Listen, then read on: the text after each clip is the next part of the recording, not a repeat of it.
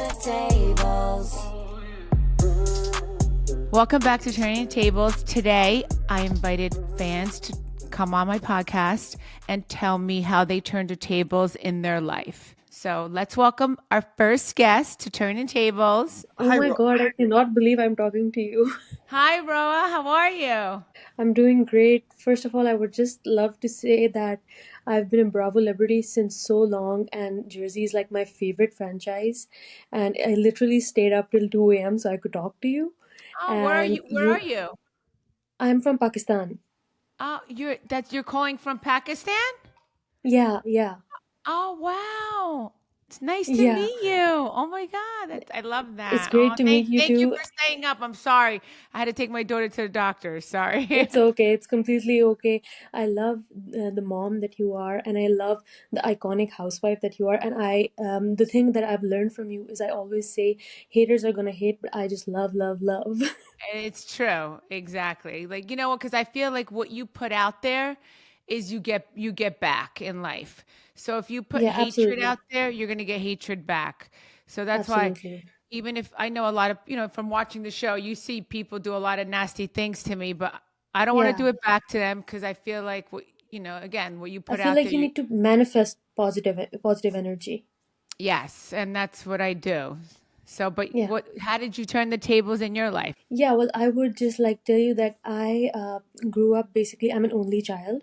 So I grew up really like cold and distant. And I'm from Pakistan, so I'm sure you can relate, but like having immigrant parents, like I grew up in a family where it was not like normal to talk about feelings, or it was not something that was encouraged. So I grew up thinking that I'm never, and like mostly arranged marriages happen here, so I thought that that's just going to be the way it is. I'm not going to like have this huge love story that I watch like in the movies or the like read books. But I did kind of manifest it because I started writing down the traits that I wanted in my partner, like not superficial things, just like I wanted him to be passionate about animals like me, I wanted him to be caring, sensitive, and basically I'm married to that person now. Oh, So I I love feel, that. I love yeah. that.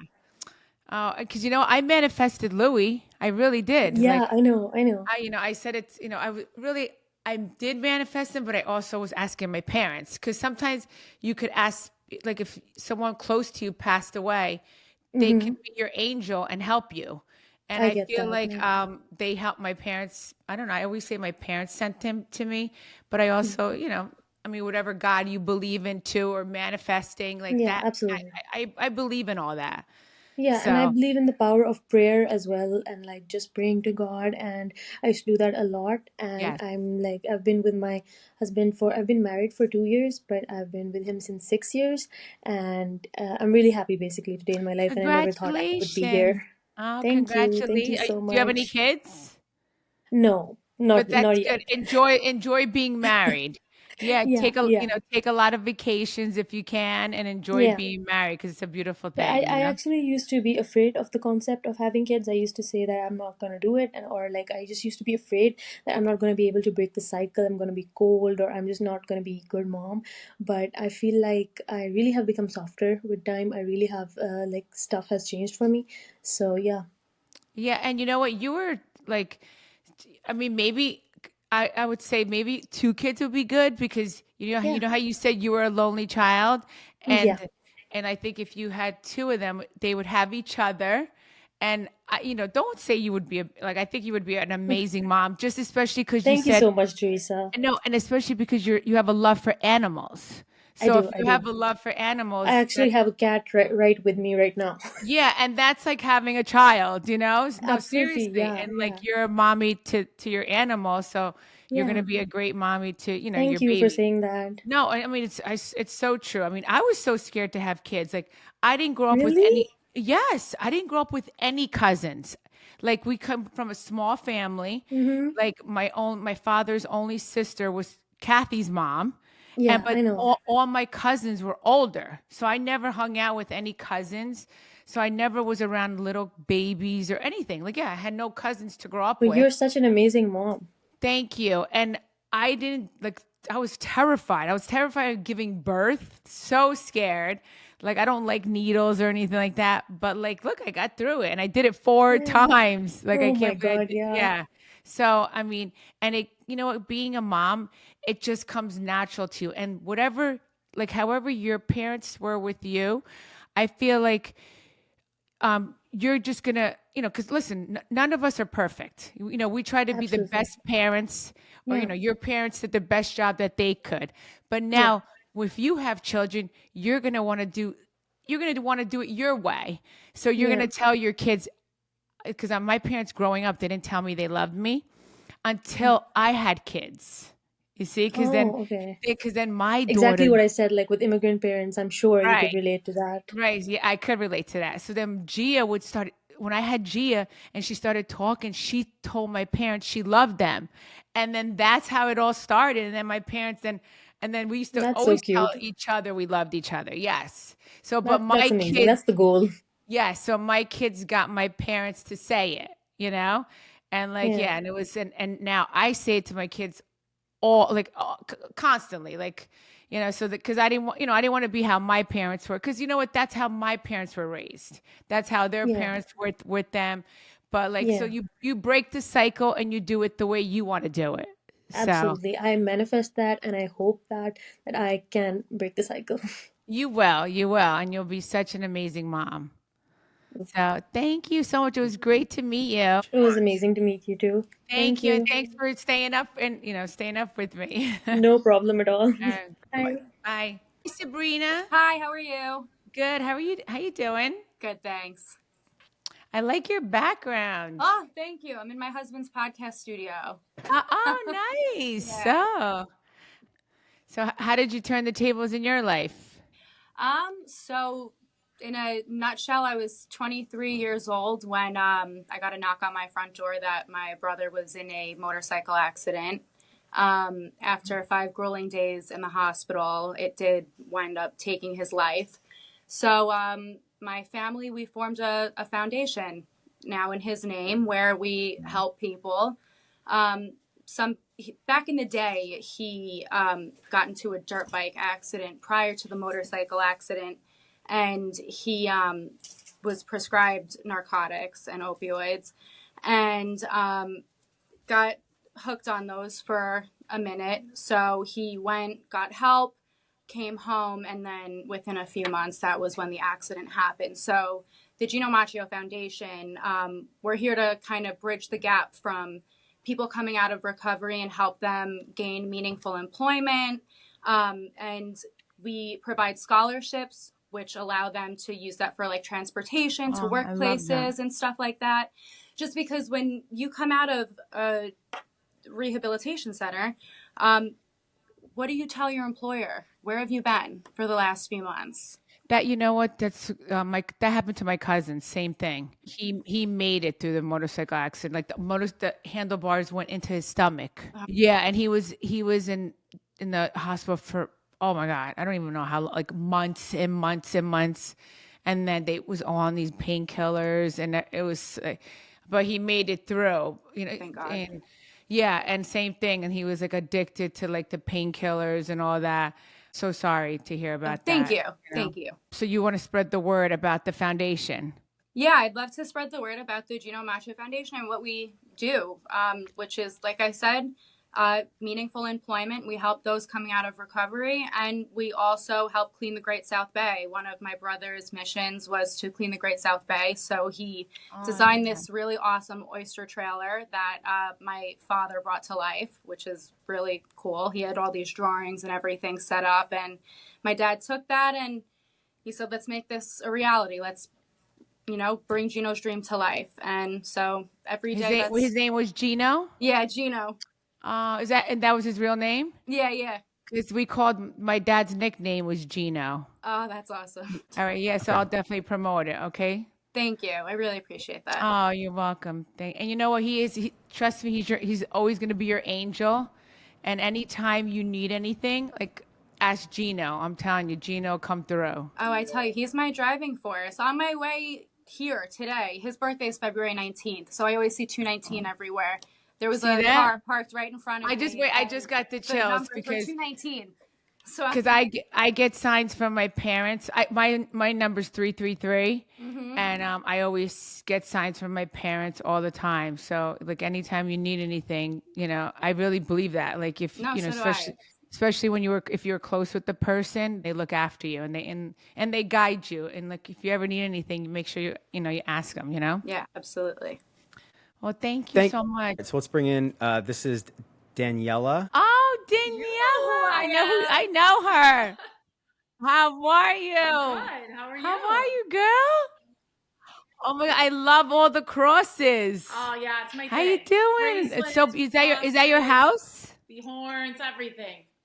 Wow. How's your boyfriend? Oh my God, you guys Nikki? still together? He's right here.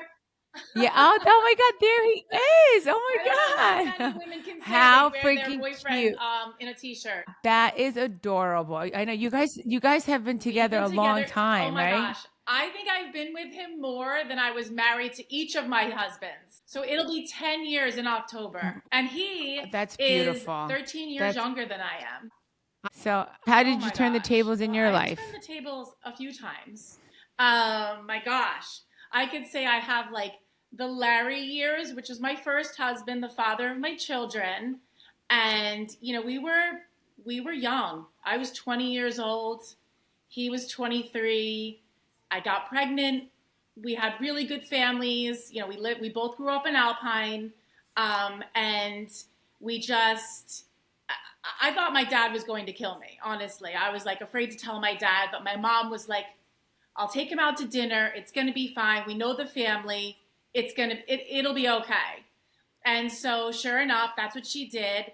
And a few months later, my mom put together a wedding at Tavern on the Green. And, I was fortunate not to, I didn't have to work. We lived in this big, beautiful house in Bergen County.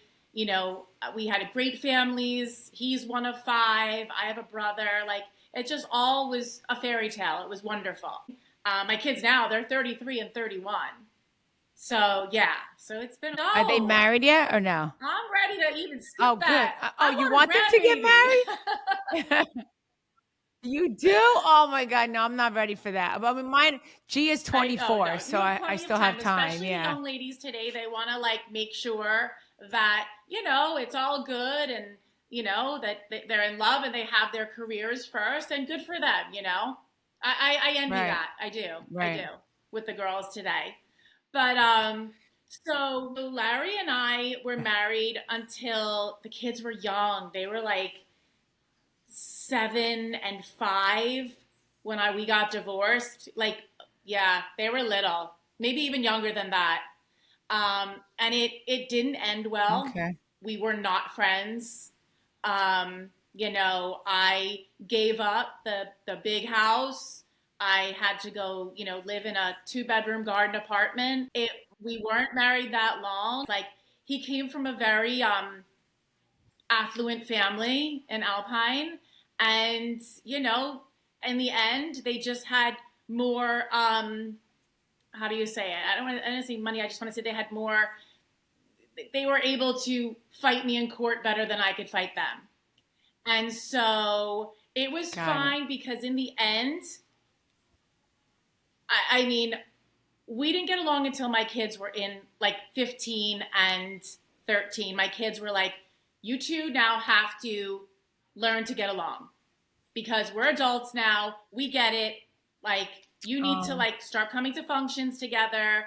We're going to be a family. My son was going off, one was going off to college then. So it was just it was until the kids said enough is enough.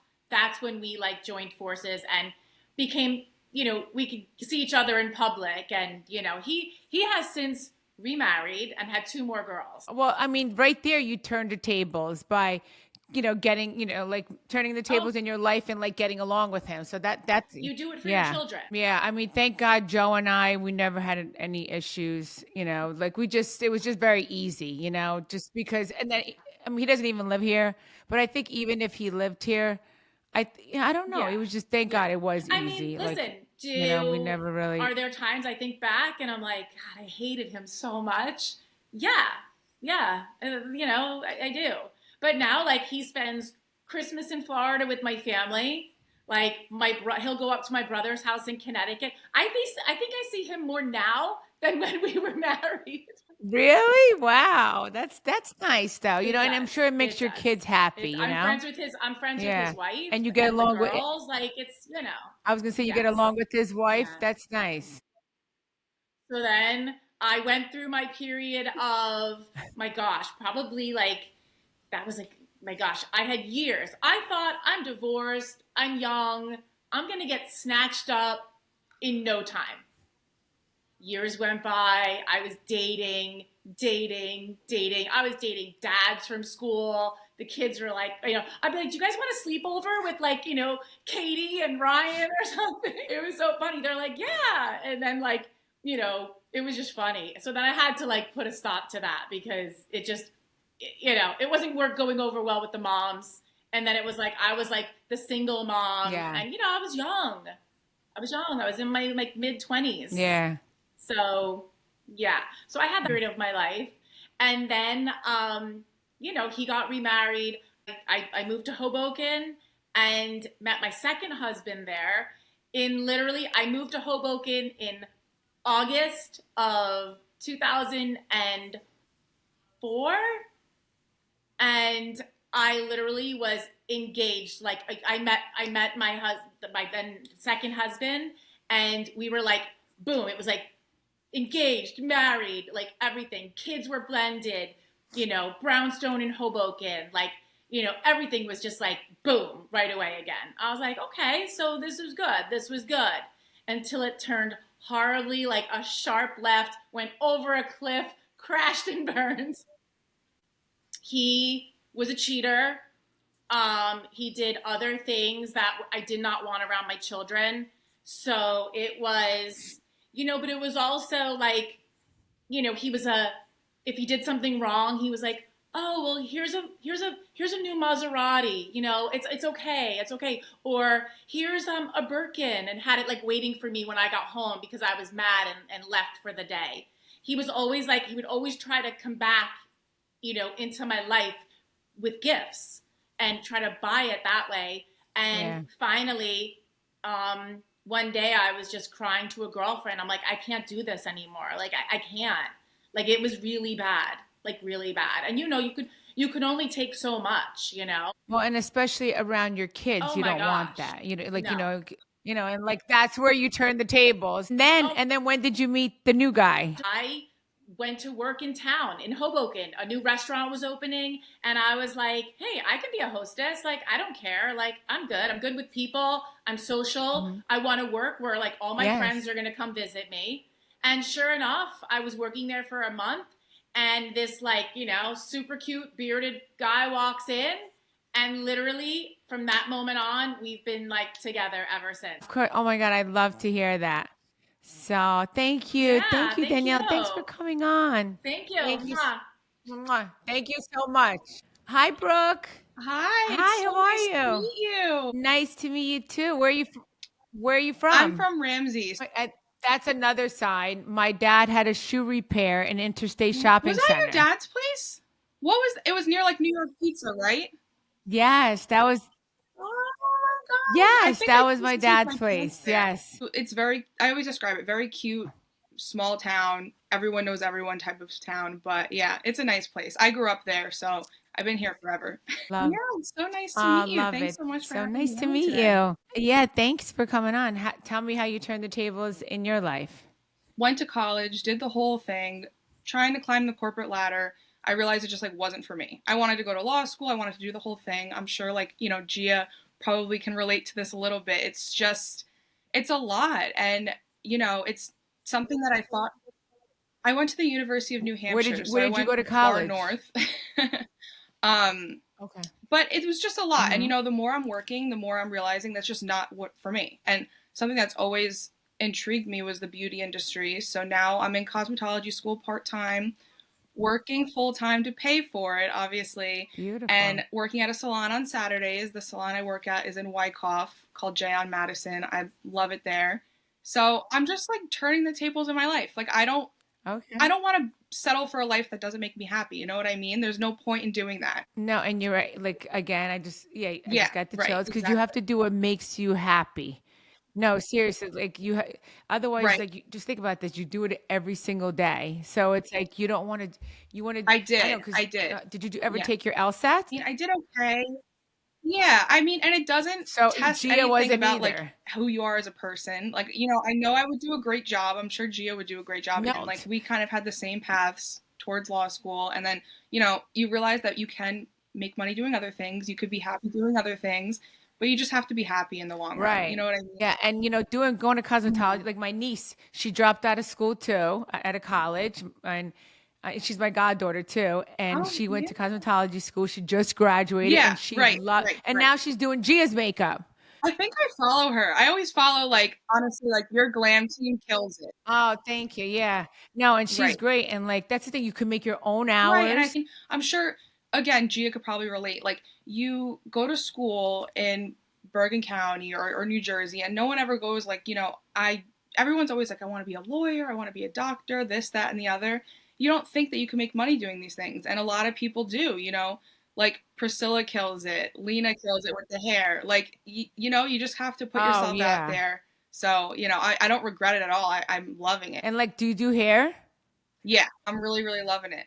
I always think about like That's beautiful. when you were going through your whole bodybuilding era and everyone, not everyone, but like I remember you saying like Joe didn't really want you to do that or whatever, but like it made you happy and and you killed it and you did the whole thing. Like once he left, I was like, I'm gonna do me. I'm gonna do everything that I wanted to do that whatever that he not that he stopped. Yeah, he kind of stopped Right. me, like Right. because he didn't want me to do it. And I was like, I'm doing it now. Like Yeah. I remember, like I redid the whole house because, like, yeah, like because he liked dark cabinets. I'm like, I hate dark Right. cabinets. So he left, and I painted them. I got them Yeah, and repainted. that's Like really I what you just got to did do. what made me happy. So in life, yeah, in life you have to make yourself happy first because when you're happy, you exude that. I'm super happy doing it. I'm Yeah, confident doing it more than what I'm doing now, so I'm really beautiful. excited for it. So I'm so much. happy for you. I want to Congratulations. Oh, thank you Thank so you. much. Thanks Thanks for so coming on, much. honey. All right, it Thank was so you. nice meeting you. Mwah.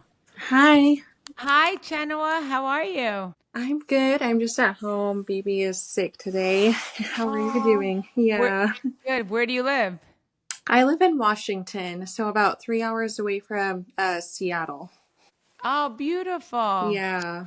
How old's your baby? He is 8 months. So I have a 4-year-old daughter and then, yeah, 8 month old. Oh, Thank congratulations. you. So tell me how you turned the tables in your life. I would say my biggest obstacle was just overcoming my mom passing away 4 years ago in October. Um, I was Sorry. 21. Yeah, I'm the oldest of four, so two of them were still in high school. The other one just graduated. So it's just kind of me You had to take care of them all. had to take care of them all. I've always been that sister that did everything for them. And it was just kind of a struggle now because one of them is incarcerated now just because they never really got over my mom passing away. So I just kind of like trying to not live with that guilt or trying not to blame myself and focus on my family. And how old is that sibling? He is going to be 23 in a couple of weeks. So he's been in there for almost 2 years. Yeah. Yeah, so you can't blame yourself, for that because he was an adult, And I mean, I'm sure, like, exactly, you were there for him as an older sibling, Yeah. So, and, he was an adult, Chenoa, so don't blame yourself because, now you have two kids, you have to worry about your Yeah. family. And Yeah. I mean, how much longer does he have? I believe he is coming out next year. Yeah. I don't know if the saying, we all have to carry a cross in our lifetime. Mm-hmm. And so I know he carried a cross when he lost your mom. That's like, that's a hard thing to go through. But maybe this is another lesson that he had to go through that, it's just, he's going to learn from it. Yeah. You Yeah. just hope and pray that he learns from it. And, because he's still young. So he's Yeah. young. So, when he comes out, and if he needs your help, I'm sure you'll help him, Yeah. get a job or whatever, build himself Mhm. up. But he has to, he's a man. So he Yeah. has to be an adult and, and step up to the plate, Yeah. just like you did, Yeah. So, Yeah. don't feel guilty over it. Yeah. It's just a little hard just because I've always been like kind of a second mom to them. But when, since he's been in jail, it kind of just steers my focus away from my kids because I feel like I have to like answer every call or answer every video visit or go and see him. And it's just kind of a hard time balancing or finding a balance with that. No, I know. What about your other siblings? Can they help out too? No, they're actually both away in Oregon at college. So, Oh, okay. yeah. Well, you just listen, you do the best you can. That's all Hmm. you could do is just do the best you can. And listen, if you miss a phone call, don't feel guilty. Yeah. You have to understand you're with the baby, Yeah. So just say, and you know what? Just encourage him. Say, read a lot in there. Yeah. Read a lot, exercise, take care of your body. Yeah. And like when you come out, make sure your head's straight and Yeah. you gotta, get a job. Listen, there's so many people that are incarcerated. They come out and they kill it even more than Yeah. I'm just saying they do really, really well. And True. just be very positive with him and just say, listen, it's not that much longer. And Yeah. you got this. Just that's it. Read, focus on yourself, pray to God. I don't know if that's Mhm. if he does do that or any whatever God he Yeah. prays to, because that's Mhm. really important. And say, and that's it. That's all you could do is be positive, Yeah. and encourage him. And Yeah. then you got to worry about yourself and your children. Yeah. Yes, and put yourself first. I know. No, because you get the two little ones that need you there. Yeah. And I know you're an amazing mommy. So Yeah. Yeah. thank Thank you you, so honey. much. Thank you so much for coming on. All right. Yeah. Thank All you. right. Bye. Hello, everyone. Hi, Bridget. How are you? Oh, I'm well. I'm blessed, having a great time here in Ohio, visiting family. Oh, so you're in Ohio. How beautiful. Yes, yes. I live in LA now, but I'm visiting my mom. Coming, I'm working on moving her here, so I had Oh, to come here and nice. do some convincing. Oh, nice. And is it working? It's working. Oh, good, Yeah, good. we're currently at the mall on a shopping spree. So, Oh, nice. All right. So tell me how you turned the tables in your life. how I turned the tables in my life, Teresa. Well, I grew up in Dayton, Ohio, as I just said, and it was a hard life. Like my mom, my family, they didn't come from money or any type of moral codes, I should say. The way in which they showed love was through violence. Like the only time I remember feeling a lot of love being poured into me was when my family got together to almost kill someone on my behalf because he was messing with me. So that was the type of love that we showed in my family. Right. And I grew up with, I don't know, it was a spirit on me where I guess I like to call it the hush hush spirit, where predators know that you are one that can be victimized. So not only once, not only twice, but there have been times in my life where I was molested maybe like 3 times from people in my life that was supposed to be trusted. I'm sorry. Thank you. Thank you so much. Okay. And what that did for me, I'm on the podcast, Mom. I'm right back. Hold on one second.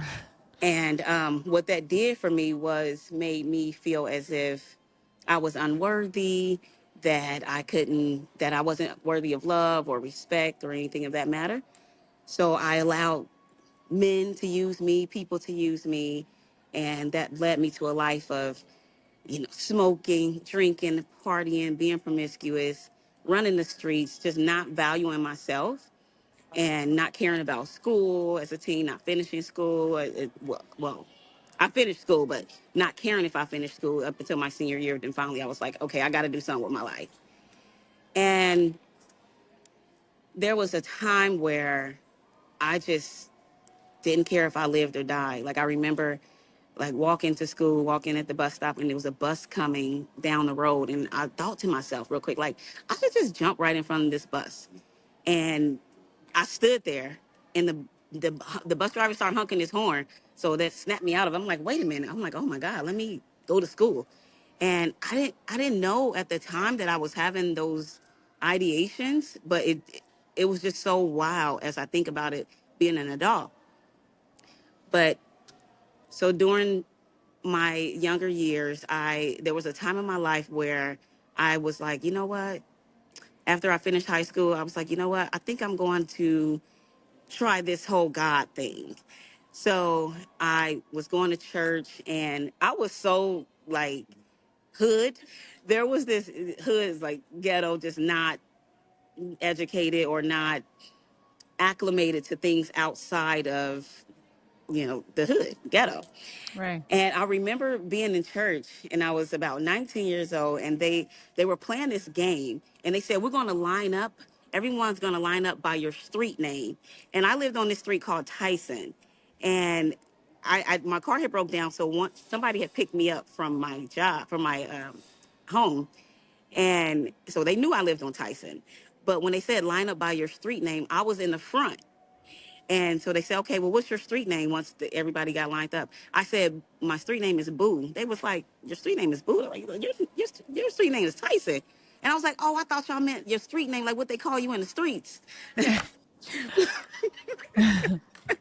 So I that's like just how, that. that's just where my mind was at. That's where I was at. Like I was so, my head was so deep in the clouds. I just didn't understand anything outside of the hood. Well, you were young, and you were still young, and like your upbringing and everything, but keep going. Yeah, I was. So then, thank God for my sister who she said, listen, she said, I'm going to go to school. I'm going to be a nurse, and you need to come with me. My sister Lydia. I said, I'm not going to school to be a nurse. Like, what are you talking about? I don't care about being a nurse. And she said, okay, I'm going to have more money than you. And I said, she had her friend show me her check. I'm sorry, y'all. I'm sorry to all the nurses and people that went to nursing school because you loved it. You always wanted to be a nurse all your life. That wasn't my story. I'm just being real. And I said, oh, no, no, you're not. And then her friend showed me her check, and I signed up for nursing school. Thank God for that, because if it wasn't for me going to school and getting an education, I don't know where I would be at today. So even as a nurse, every day I began to wake up. I was still partying, drinking, smoking, like even in patients' homes, turning up with patients' moms, like because I was taking care of uh, children with like trachs and all types of different. Yeah. So I would be in the homes, and not just with the patient's mom. Like I had patients like quadriplegic, and I was allowing her to smoke because she couldn't move anything. I'm like, you want like smoke? That's what she did. So Oh. I was like the perfect nurse for her. Yeah, So yeah. taking her to the clubs. I'm like, what am I? You Well, know what? I don't. I'm sure you put a smile on their face. You did. We party. We Yes. party. We party hard.